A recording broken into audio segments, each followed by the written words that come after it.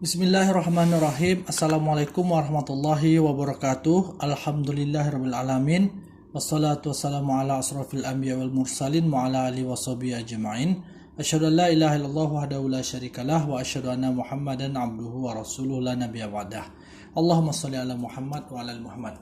Baiklah, kita lanjutkan perkuliahan kita pada perkuliahan minggu yang kedua ini. Kita masih dalam pelajaran atau topik mengenai saluran transmisi ya.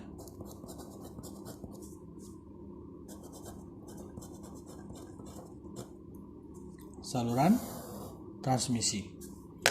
Nah, kita akan membahas mengenai apa yang disebut salah satu karakteristik dalam saluran transmisi yang kita sebut dengan koefisien refleksi. Koefisien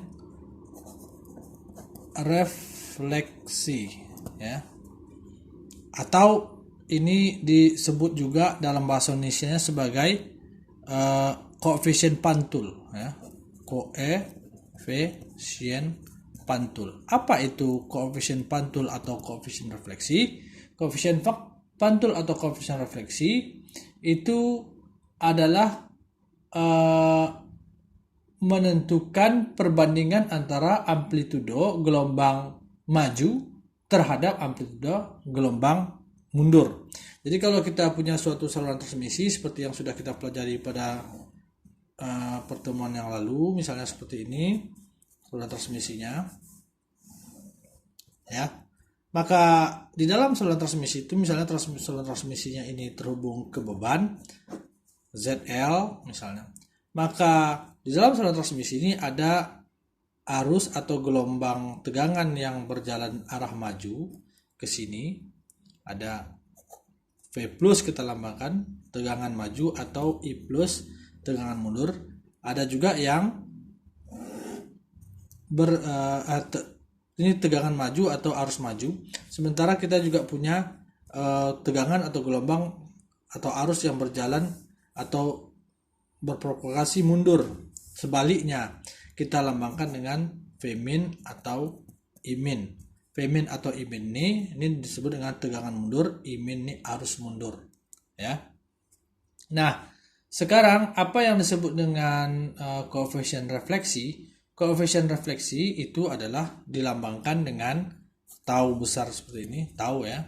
Ini lambang daripada koefisien refleksi itu adalah sama dengan tegangan mundur dibagi dengan tegangan maju. Jadi tegangan yang arah ke sini itu dibagi dengan tegangan arah ke sini gitu. Itu yang disebut dengan koefisien refleksi. Koefisien refleksi ini nanti menggambarkan seberapa banyak dari tegangan atau gelombang yang dikirim maju itu seberapa banyak yang dipantulkan.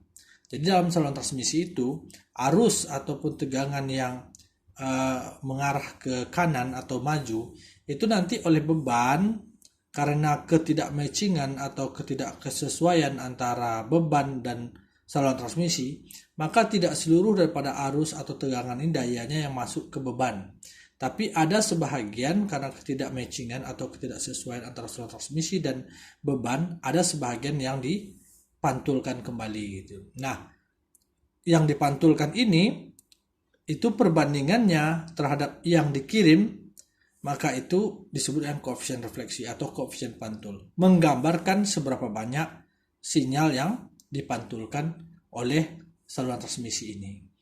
Nah, kalau dicari pakai rumus, jadi kita ketahui bahwa koefisien refleksi itulah Vmin per V plus atau tegangan mundur terhadap tegangan maju. Atau kalau pakai rumus, misalnya kita punya di sini ZL bebannya, kemudian saluran transmisi ini memiliki impedansi karakteristik Z0, maka koefisien refleksi bisa dinyatakan juga sebagai dalam rumus ZL dikurang Z0 per ZL ditambah Z0. Nah, ini adalah rumus daripada koefisien refleksi atau koefisien pantul. Nah, dari rumus ini bisa kita perhatikan ada dua hal yang perlu kita perhatikan. Yang pertama adalah koefisien refleksi ini dia bukanlah merupakan fungsi atau dia tidak tergantung pada posisi. Jadi dia tidak tergantung koefisien refleksi ini pada posisi di sini. Kalau di sini berapa koefisien refleksinya? Apakah berbeda dengan koefisien refleksi di sini? Apakah berbeda dengan koefisien refleksi di sini? Nah, dia tidak merupakan fungsi daripada posisi di sepanjang saluran transmisi. Jadi nilai koefisien refleksi itu akan sama di sepanjang saluran transmisi ini. Jadi tidak berbeda-beda, tidak di sini beda, di sini beda, itu di sini lain lagi, itu tidak seperti itu. Tetapi koefisien refleksi ini dia nilainya akan tetap di sepanjang saluran transmisi ini, di mana nilainya tergantung pada nilai ZL dan Z0 saja. Nah, kasus misalnya ZL sama dengan Z0, maka kita akan dapatkan koefisien refleksi.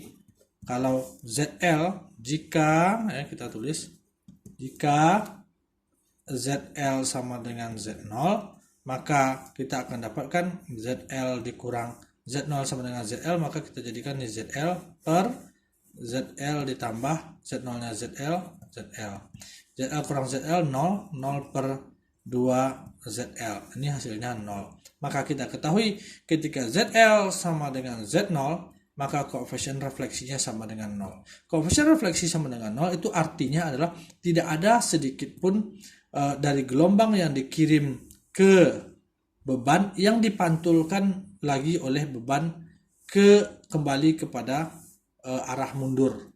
Itu artinya. Jadi koefisien refleksi itu sama dengan 0, itu artinya tidak ada gelombang yang dikirim maju ini, tidak ada yang dikembalikan atau dipantulkan oleh beban.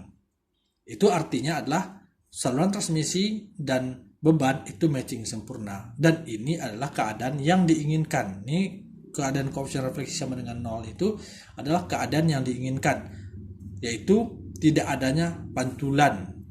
Tidak ada pantulan itu artinya seluruh sinyal daya sinyal yang dikirim itu masuk semuanya ke beban dan dipakai oleh beban, sehingga tidak ada yang dipantulkan. Ini adalah keadaan yang diinginkan, keadaan yang sempurna. Nah, kita lanjutkan ke video berikutnya.